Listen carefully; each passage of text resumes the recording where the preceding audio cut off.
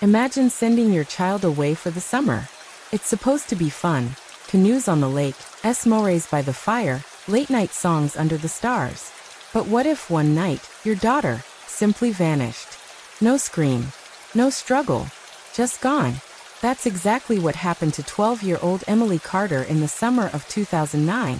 Her disappearance from a well-known camp in upstate New York baffled investigators, shattered parents, and haunted counselors for years. For months, there were no clues, just grief, speculation, and silence. Until one cold December morning, when a ranger sifting through the ashes of a long-forgotten campfire stumbled upon something so chilling. It reframed the entire mystery. Camp Waverly sat deep in the Adirondacks, tucked away between whispering pines and a glittering blue lake. It was the kind of place parents trusted, known for its safety, tradition, and happy memories. Emily Carter was there for her very first summer. She wasn't the most adventurous kid, but she was curious. A dreamer.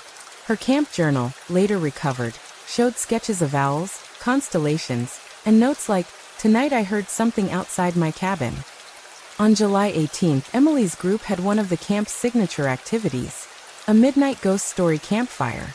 Counselors told spooky tales, kids roasted marshmallows, and laughter echoed through the trees. But sometime between the walk back from the fire and lights out, Emily vanished.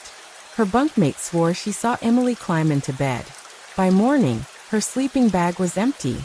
What happened next was chaos. Counselors scoured the woods. Campers were lined up and counted again and again. Within hours, state police, search dogs, and helicopters arrived. The forest swallowed the sound of the search. Shouts of Emily's name were met only with the rustling of branches and the eerie calls of distant birds. Investigators found no footprints, no broken branches, nothing to suggest where Emily had gone. It was as if she had been erased. Her parents arrived the next day, their faces drained of color. For weeks, news stations ran the story. Camp mystery. Girl vanishes without a trace. Speculation spread. Did Emily run away? Was there an abduction? Or was something darker at play within the camp itself? Whispers grew among the children that Emily had been taken by the ghost of the lake. A campfire legend suddenly turned into something terrifyingly real. Summer turned to fall. Fall to winter. The camp closed, leaving its cabins to creak under the weight of snow. Emily's case went cold. Her family clung to hope, refusing to believe she was gone forever. But investigators had nothing. No ransom note. No body. No trace. And then 6 months later, everything changed. It was January. A park ranger named Calvin Hughes was surveying campgrounds, preparing them for the next season. At Camp Waverly, he noticed an old, charred fire pit near the edge of the woods. It had clearly been used after the camp had closed. At first, it was ordinary, ash, half-burned logs, and scraps of paper. But then Calvin's shovel hit something solid. He brushed away the soot and uncovered a child's silver locket. Melted, blackened by fire, but unmistakably engraved with the initials, EC. Inside, miraculously untouched, was a tiny photo of Emily and her mother. And beneath it, buried deeper, were bones. Small, fragile, charred. The ranger staggered back. His radio crackled as he called for law enforcement. Within hours, the camp was swarming with investigators once again. Tests confirmed the remains were human. But the bones were fragmented, making identification slow. Forensic teams painstakingly sifted through the ashes, uncovering more disturbing items. Fabric scraps, later matched to the pajama set Emily had been wearing the night she vanished. Melted plastic beads, consistent with the friendship bracelet she'd made at camp. And something far darker, a hunting knife, its blade warped from the fire. But here's what chilled investigators most. The bones were not completely burned. They appeared to have been placed carefully in the fire, not scattered. Whoever was responsible hadn't simply stumbled upon Emily. They had staged this. With the discovery, old theories came rushing back.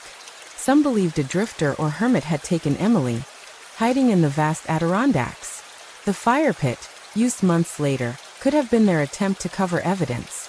Counselors were questioned again. Had someone known Emily's routines? Had they lured her out that night? Parents demanded answers. Could a trusted adult have been the monster all along? The careful placement of the remains, the fire, the locket, it all looked intentional. Too intentional.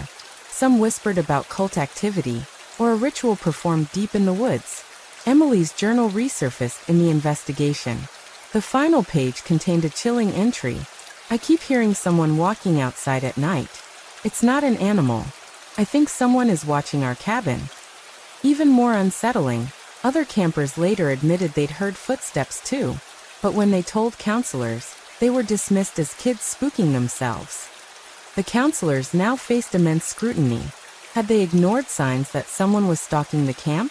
Emily's case remains officially unsolved. DNA confirmed the remains were hers, but the identity of who took her life and burned her body is still unknown. Her parents held a memorial service, burying what little could be recovered. To this day, they maintain that the camp knows more than it admits.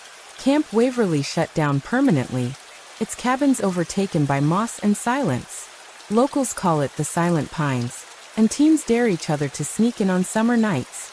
Some claim to hear a girl's laughter near the lake, or to see a figure by the fire pit where the ashes once held the truth. The story of Emily Carter is not just a campfire tale.